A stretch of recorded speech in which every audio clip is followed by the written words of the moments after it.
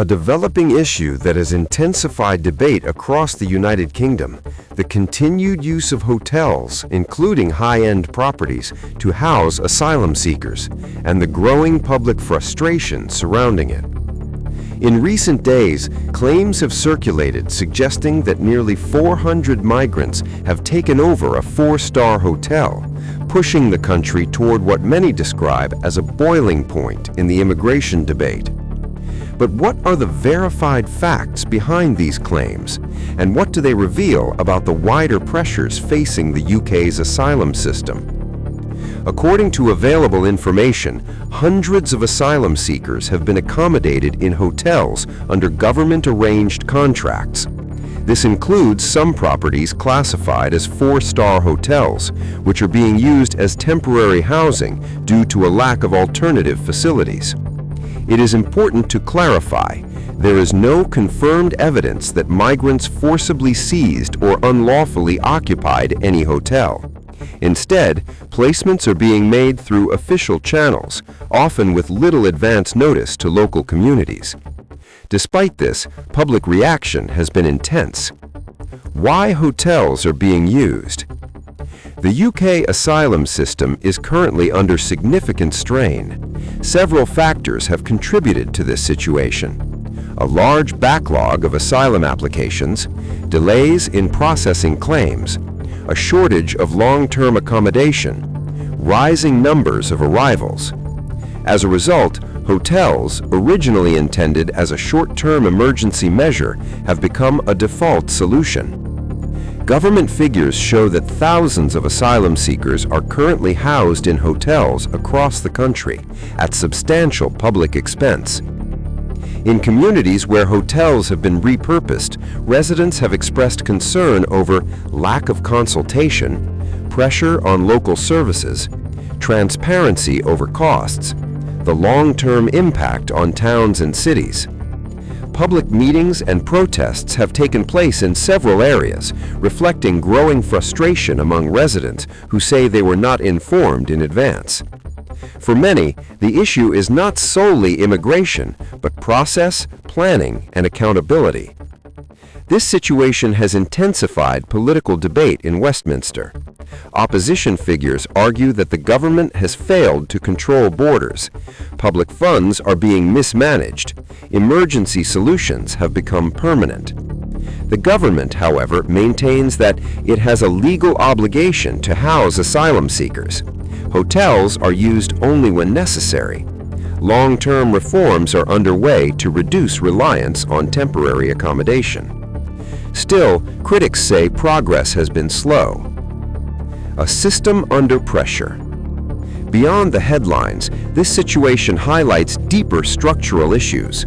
Chronic housing shortages, rising living costs, reduced public trust in institutions, increasing pressure on local councils. Immigration has become a focal point for broader dissatisfaction, even though many of the underlying problems predate the current crisis. There are two perspectives often missing from heated debate.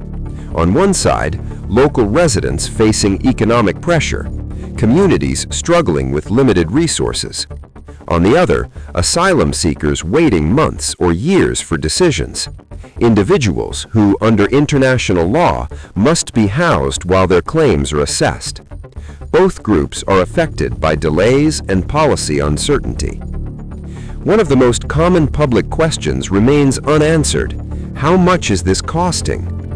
Reports suggest hotel accommodation costs hundreds of millions of pounds annually, raising concerns about value for money and long-term sustainability. Calls for greater transparency have grown louder, with demands for clear timelines, alternative housing strategies, and faster asylum processing. Why this moment matters? This issue arrives at a time when the cost of living crisis persists. Housing shortages are worsening. Public confidence in government is fragile. As a result, hotel accommodation for migrants has become a symbol of wider national stress, not its sole cause, but a visible one. So while claims of a hotel seizure may be overstated, the underlying reality is undeniable.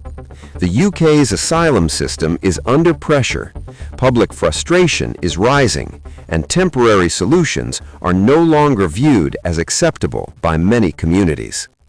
As public attention grows, one question dominates the discussion. How much is this costing the taxpayer? According to government disclosures and parliamentary briefings, the use of hotels to house asylum seekers now costs hundreds of millions of pounds each year. These costs include hotel contracts, catering services, security, transportation, and administrative staffing. Critics argue that hotel accommodation is significantly more expensive than permanent housing solutions, yet continues due to the lack of available alternatives. Supporters of the policy counter that emergency accommodation is unavoidable, while asylum backlogs persist. The UK asylum system has struggled to keep pace with demand. Key contributing factors include staffing shortages within the Home Office, complex legal procedures, appeals and judicial reviews, and changing immigration policies over recent years. As a result, many asylum seekers wait months or even years for decisions, prolonging their stay in temporary accommodation. Experts warn that delays directly increase costs, creating a cycle that becomes harder to break. Local councils often find themselves at the center of the issue. In many cases, councils are informed late, funding support is limited, local services face sudden demand increases. This includes NHS appointments, mental health services, education for children, social care resources. Council leaders from multiple regions have called for better coordination and funding, arguing that decisions are often made centrally with limited local input. The UK is not alone in facing these challenges. Across Europe, France uses reception centers and temporary housing. Germany relies more heavily on municipal accommodation. Italy struggles with coastal arrival pressures. What sets the UK apart, analysts note, is heavy reliance on commercial hotels rather than purpose-built facilities. International observers suggest that long-term planning, rather than emergency contracts, reduces both cost and public tension. Public concern often focuses on safety, a topic that requires careful handling. Police authorities have stated that there is no evidence of increased crime directly linked to hotel-housed asylum seekers. Security measures are routinely in place. Incidents, when they occur, are isolated. However, perceptions differ. Experts emphasize that fear often rises in the absence of information, reinforcing the importance of transparency and community engagement. The immigration debate has become increasingly polarized. Media coverage ranges from investigative reporting to opinion-driven commentary to social media amplification.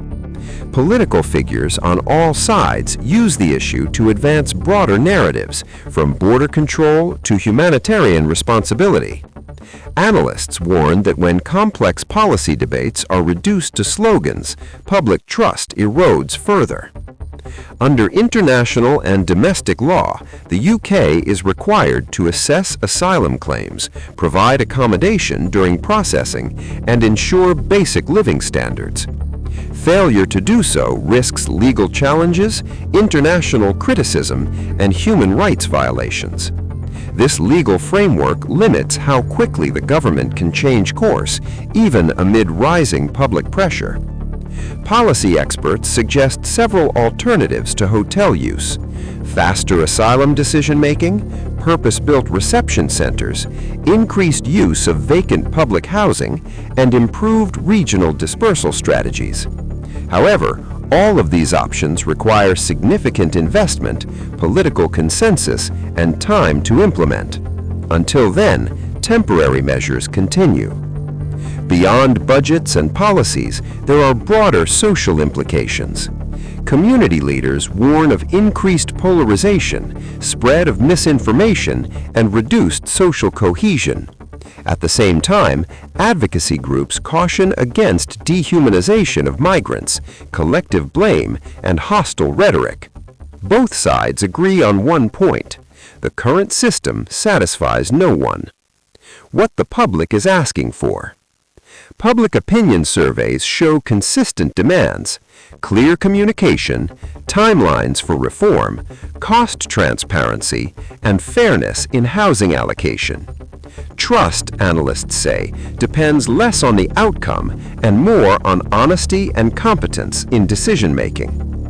Where this leaves the UK. The claim that hundreds of migrants seized a hotel reflects deep frustration, even if the language itself is disputed. What cannot be disputed is this: temporary solutions are stretched thin, public patience is limited, political pressure is mounting. The issue has become a defining test for governance, policy clarity, and leadership. So, as debate continues, one reality remains clear: the use of hotels to house asylum seekers is not a sign of resolution, it is a signal of a system struggling to adapt to long-term challenges. Whether the UK can move beyond emergency measures will depend on political will, administrative reform, and the ability to rebuild public trust. Until then, the conversation is likely to remain tense, complex, and deeply divided. This has been a closer look at the pressures shaping the UK's immigration debate.